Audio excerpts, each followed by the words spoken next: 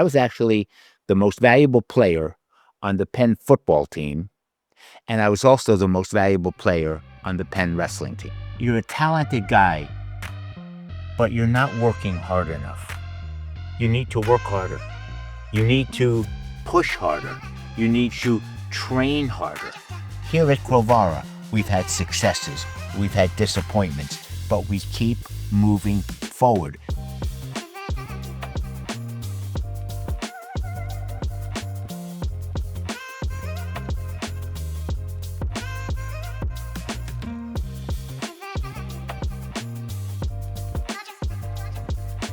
David, thank you for coming in here. My pleasure, Peter. We're at the GroDega. This is the GroDega Podcast. You're a fan. You've seen the episodes before a little bit? A little bit. All right. And you follow Grovara intimately over the last decade. I think that's pretty awesome. Yeah. The backstory really to Grovara is, you grew up actually, do you want to introduce yourself to everyone who doesn't know who you are? I'm a friend of the Groverman family. All right, and what's your claim to fame, though? How did you actually break out into, from a career standpoint? You're at like the tail end as a seasoned entrepreneur of your career. Well, I went to Penn. I went to Wharton, got my MBA. I had a few jobs, and then I went to work at Charles Schwab in 1984 when it was a tiny little company owned by the Bank of America. And I spent the next 20 years there and went from the head of marketing to ultimately becoming the CEO, and I was there for 20 years. And then I followed that with a 15-year career as a Wharton professor, and I taught in the MBA program both in San Francisco, where they have a Wharton campus, and also here in Philadelphia. And now I'm pretty much a retired grandfather. Oh, nice. All right. Is it hard? Five grandkids. Is it hard dropping retired into that statement? No. No. You cherish it. I do. Nice. I earned it. You earned it. I earned it. Now, while you're at Penn, you're a friend of the Groverman family, but how did that happen? How did you become integrated into our world? I had the privilege when I went to Wharton of being the freshman wrestling coach. Your father, because you're an athlete. I was an athlete, right? So I was going to Wharton get my MBA, but I needed a job, and there was an opening because the freshman coach got promoted to being the varsity coach. So there was an opening for a new freshman coach. So how old were you at this? 21? 22. 22, all right. So I took the job as the freshman coach, and your father was one of my freshman wrestlers. Okay. And now, I made him into the great wrestler he was. All right. He was really good. Okay. Really good. Yeah. And then the next year, I became the assistant varsity coach, and then we had an Ivy League wrestling championship team with a whole bunch of my freshmen, now sophomores, wrestling on the varsity. And we had a fantastic season. Coach Larry Lockley? Coach Larry Lockley was the head coach. Mm-hmm. I was the assistant head coach. And then I left Penn and went on to have mediocre jobs of one sort or another for a few years. I loved my time as a coach, and I would credit whatever success I had as an executive as much or more with the things I learned as an athlete than the things I learned in the Wharton School. Okay, let's talk about you as an athlete. So, but you weren't just a Penn wrestler. No, I was also, I was actually, I hope you'll forgive me for saying, but I was actually the most valuable player on the Penn football team, and I was also the most valuable player on the Penn wrestling team. Captain of both teams? Yeah, no, captain of wrestling, not a captain of football. Okay, and what position in football, out of curiosity? Linebacker. Okay, wow. And then what weight did you wrestle? 190. 190. Nice. Played football at 225. All right, let's talk about your wrestling at college. Is there one match that you just replay in your head from your whole career that is worth noting, or anything from a competitor standpoint? Why do you want to bring that up? I have one match, and it horrifies me to remember it. Let's hear it. So I don't want to talk about I can say, the match I lost in the finals of Easterns 2-1 on a stalling call. I don't want to talk about that. It's too painful to talk about it. When you're something fun? Your father laughs because he knows how painful. Dad, come on. Come here real quick. Is. Fun fact.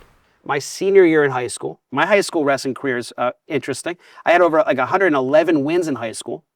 0 wins my freshman year. So between sophomore, junior, and senior year, over 100 wins, which is awesome. I get And then to your freshman year in college, which was where? didn't wrestle in college. Oh, Went to freshman year in high school, 0 wins. Yeah, but then and my coach, my dad, was always on the sideline screaming at me, right? Mm-hmm. But my senior year, I taught him how to scream like that. senior year, state prep state finals against the number 1 in the state, and I had him in the second period. I had one move where I throw legs, I grab, he'd step up, and I do like a can opener, right? And I caught him, and I had him on his back. He was on his back, and all I had to do, he was pinned, and all I had to do was just stay there, freeze, and not move. But I was a little uncomfortable, and I shifted my hip a half an inch, and he scooted out, got out, and beat me.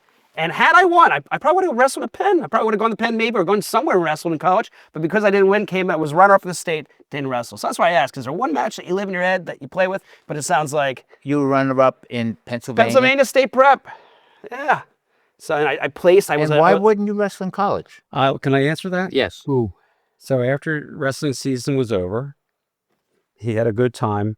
He got into University of Miami and Franklin and Marshall. We go to the University of Miami like a week later, which I got into, and I walk around. My dad just looks at me and goes, he didn't even say anything. He went to the bookstore. He bought the Miami shirt. Didn't tell me he bought the Miami shirt. About a month later, he's like, where are you going to school? It's like the next week. I said, I got to go talk to my advisor. He comes back home and says, Dad, I said, where are you going? He goes, I'm not sure. If I go to Miami, I can't wrestle. I looked at him and said, Peter, wrestling was my passion. If you were passionate about this sport, you'd be wrestling now, going into tournaments. Don't go. Yeah, it's true. Don't go to a school because of your father's season. Had ended. I wasn't doing any tournaments. It was women, so he went to Miami. I didn't say this. Oh boy, let's move on. Get off camera. Get out of here, David. What are you doing? You're embarrassing. The athlete mentality was always in my DNA, but I always had that one match. But the funny part with my dad is, the second I told him I'm going to Miami, he throws the shirt from the bookstore. He goes, "I knew you'd say that," and it was definitely but I definitely missed out. As much as he says it was his passion, you don't go your whole life in the Penn wrestling ecosystem with Was it your passion? It wasn't as if I had won states. I would have wrestled in college. The fact I didn't win states was it was just different. I don't know. It was, but I look back in that moment. There was it was a left or a right, and I have the tape. I've watched the tape of me at that moment with the when he scoots out, and I play it in my head. And I always wonder what would have happened, but I'm so happy my life went the way it did. But it's just interesting how it is what it is. But wrestling obviously still is my passion. Grovara was built on the back of Penn wrestlers. The Penn wrestling program is really been the DNA of this. Yeah, we've had over 25 Penn wrestlers, which is amazing. First off, I'm very grateful for that. Yeah, and it's an honor to support the program. As much as I put in, they give back, and I learn from them. It keeps me also connected to the university ecosystem, which is where all the new innovations are coming out of. So a lot of them instill their ideas on me, and guess what? Almost all of them are, I like to say, my friend too. So I still reach out to them. They're smart, hardworking young men. And that's a great transition. What makes a wrestler different as an athlete in terms of entering the competitive landscape, and especially the entrepreneurial field, than any other sport? As someone who played 2 college sports, I really have a pretty good perspective on this, which is as following. In wrestling, you have team victories, but you have individual victories and defeats. And because it's one-on-one. It's one-on-one. And as much as you're part of a team, which is very important, you have your individual performance. And you can't blame someone else. You cannot. Oh, he missed the ball. He missed the kick. He missed the shot. He dropped the ball, blah, blah, blah. When you're out there, and you're on your own. And you win or you lose. You beat or are defeated by guys that are sometimes better than you, sometimes not better than you. So why do you win or lose to guys that are better or not as good?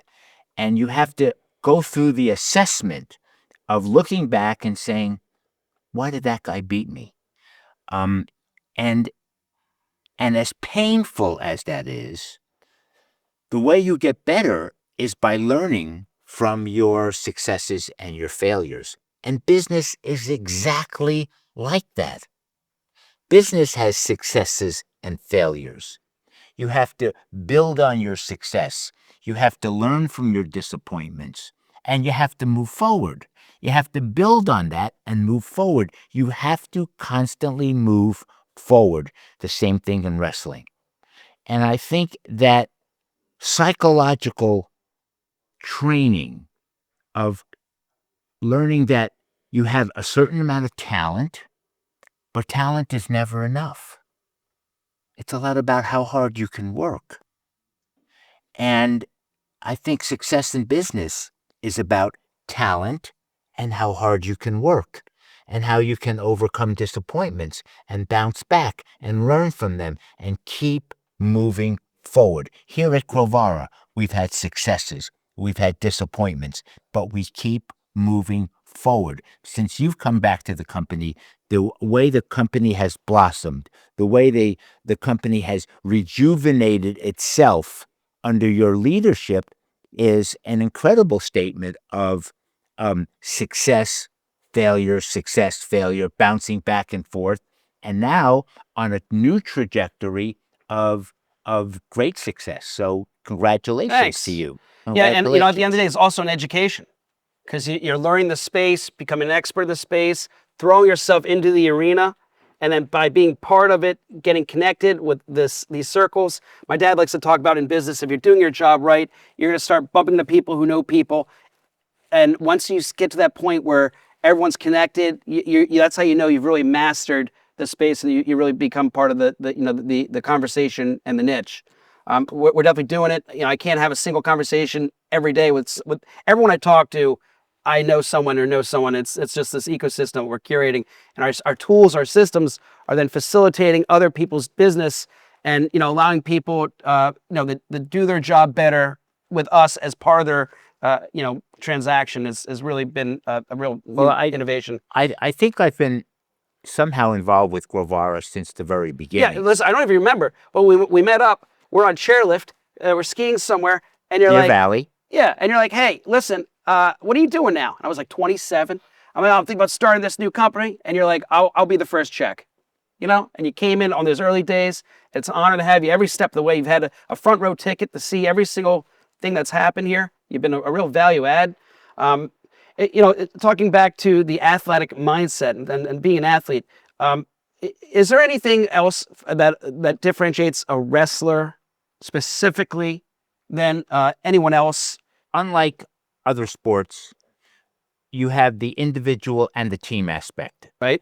But the individual part, where you're out on the mat and you're going against a guy, in fencing, you have this instrument that you use. Right. It's one-on-one, but you're dealing with an instrument.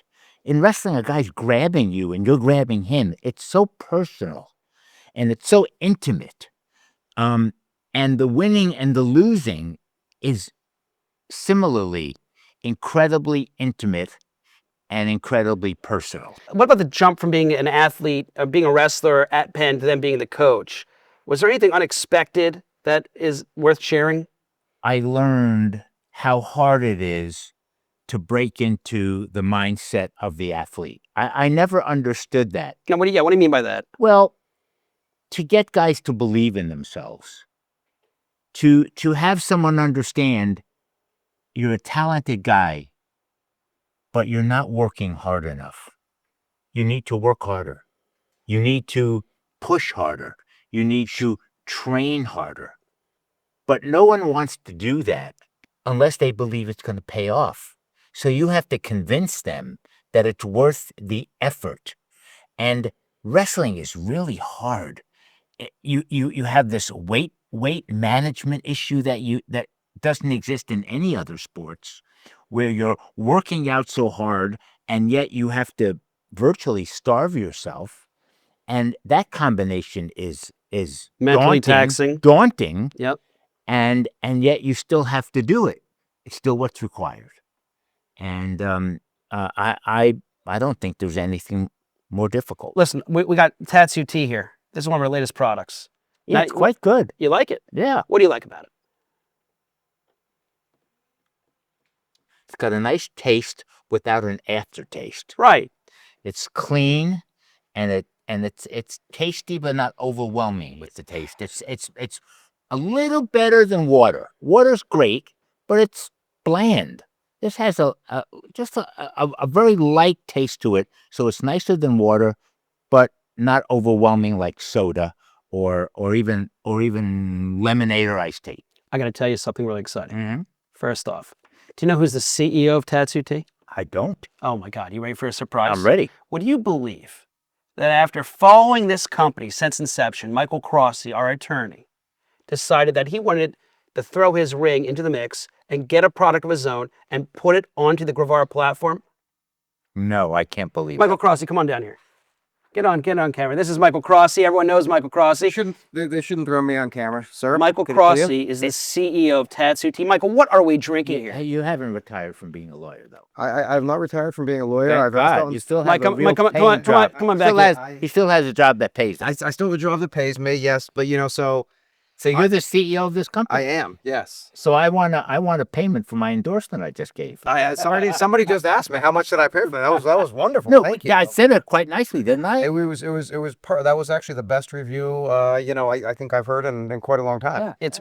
It's better than water. Better than water. Yeah. Better than water. More refreshing without overwhelming you. Yeah. Well, I was amazed listening to some of your podcasts. I mean, so, obviously helping Grovara and a lot of startups. I mean, I've spent my entire career helping startups grow. I've had a chance to be involved in, some over the time, but really not an opportunity to put my own stamp on it. And this one I fell in love with because, it actually had a lot of synergies with your background. This is really, Peter asked, what are we drinking? So this is really the world's first matcha performance tea. It's intended to be a healthy replacement for coffee or energy drinks, really kind of think clean energy and performance with no crash. So hydration, it's essentially matcha, which is incredibly healthy for you. But who founded this company? So this was founded by all world champion grapplers, jiu-jitsu athletes, MMA fighters. So is this healthy, energetic? Very healthy. So very healthy. So matcha, so the interesting thing and how I got introduced to this, matcha, first of all, matcha is one of the trendiest ingredients in the United States right now. But it's also incredibly good for you. This is all powered by matcha. Matcha is actually what the samurai would drink prior to going into battle. It's what Zen Buddhist monks would drink prior to meditating for sustained focus and energy.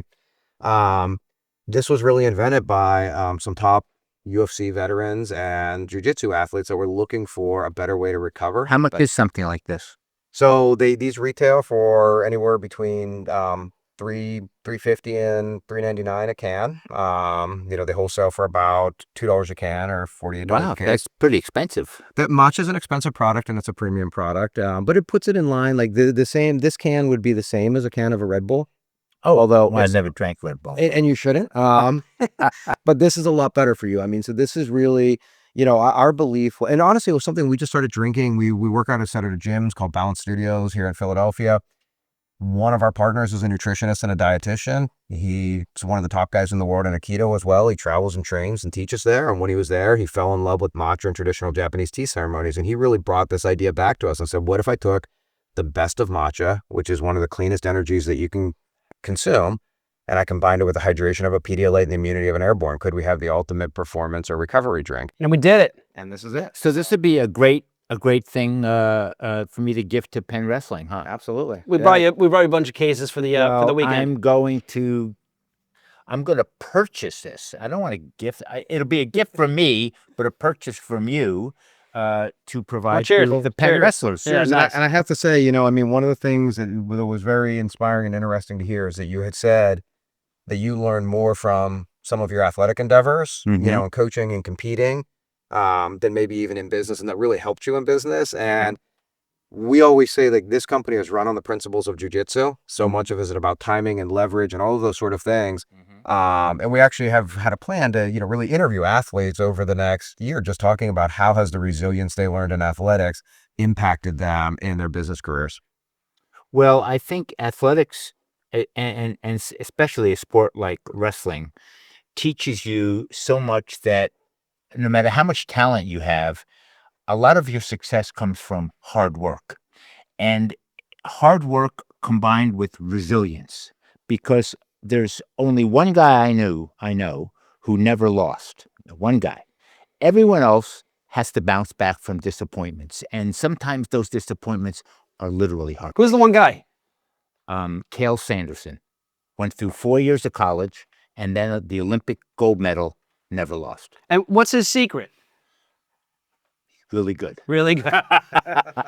I think it's a combination of talent and incredible hard work. Yeah. And now he's the coach of the national championship Penn State wrestling team, who is the best in the country. So he's not only was a great wrestler, a great Olympic wrestler, Training a winners. great coach, a great coach. Well, Mike, we'll kick you out here real quick. Thanks for that. Honor to be on, of course. Is there anything you want to share in the whole world about anything that's worth talking about that you think is relevant? Well, from the entrepreneurial standpoint, and any athleticism, etc. Well, I would say those people who want to aspire to great success need to think about how they develop themselves as leaders. And a leader has to be a role model in the way they conduct themselves personally. They have to be an inspiration in how they're able to help others raise their game. And then they have to be team builders, because it's never one person. It's the team you create, which means you have to be a recruiter. You have to bring the people in, and then you have to be able to organize them. You have to be able to get them to work together and build on each other's contributions. But I think that issue of being a role model and being a leader is the key to being successful. It's what you need to do. It's what you need to do as you lead this company to new levels of success. And I think that is what you're doing. And I've known you for almost your whole life. You have, you know, my whole life. I went to your bar mitzvah. Yeah, I think I even went before then. we won't go back that far to Amen. other things, but I've watched you grow and develop and gone through successes and disappointments and bounce back. And the person you are today is the best you've ever been, but not the best you'll ever be. Amen. Thank you so much. And there you are. Are you writing anything else now in your retirement? No. You're done. You're retired. Done. You're done. Done. Just going to ski and live the glory days here. I'm one of the partners in owning a ski shop in Deer Valley, Utah. What's it called? It's called Skis on the Run and Switchback Sports. Two of them. Well, it's a Switchback Sports is our ski shop, and Skis on the Run is our ski rental delivery, where you rent skis from us online, and we bring them right to your condo or your house, and we fit you. And that's a great idea. You don't even have to come to the ski shop. I love that. Yeah, we come right to you. We nice. we bring the ski shop to you. And are you the number one supplier of business for this shop, given all your people coming skiing with you? Yeah. Yeah, you're probably keeping me real busy. I keep them busy, yes. And it's nice. I can, whenever my guests come to my house, I can outfit them and they get all their equipment. But we have a lovely ski shop, and we sell a combination of brand new and some used equipment. And we call it gently used because it's all first-class used stuff, but it's at great prices. So we have people who don't want to spend $1,100 for a pair of skis in Park City. Right. Hey, listen, before we go, I got you something here. Okay. You've seen one of these before. I have. And every time you get one of these, what are you thinking? Oh no, Peter spent too much money shipping me this. I wanted to invest the money back into the business, not giving me a goods box. Yeah, now I have to put this in my suitcase. And now you got to put this in your suitcase. Well, you keep the box here, but we got some goodies in there. Okay. You asked for these things. Okay. Now these are our new smart glasses. Oh, I want a pair of those. You do. That's kind of funny. Now look, these are brand new. These are fresh. I got these 2 days ago, and I told them I had a hard time hearing because the speakers there. They put these new little things in here that so now the tubes go right in. I can hear everything perfectly. It's unbelievable. I love these things. I wear these like 6-7 hours a day. David, we got you something really nice in here. First off, you got a nice little to-go box here. Oh, look at these that. are your pair of smart glasses, G glasses. Nice. They're not even branded yet. This is like the to-go, like the first. Wow. Best, they just got here 2 days ago. The best one so far. Version 3 of our glasses. Okay. You got yourself also the brand new I G got jacket. the new jacket. The new G jacket Wow. with the scout fur on the back. I got you an extra large. I think that's the right size. But now you slimmed down a lot. You look pretty good. I so have maybe lost 30 pounds. Well, you look I good. might be better with a large. We'll see. We'll see there. Listen, I want to thank you so much for coming on here. My pleasure, Peter. Great things ahead. like, comment, subscribe, and always go global here at Grovara. We're at the GroDega Podcast, the new studio, with some good heavy hitters. David Pottruck, thank you so much. My pleasure. You got it.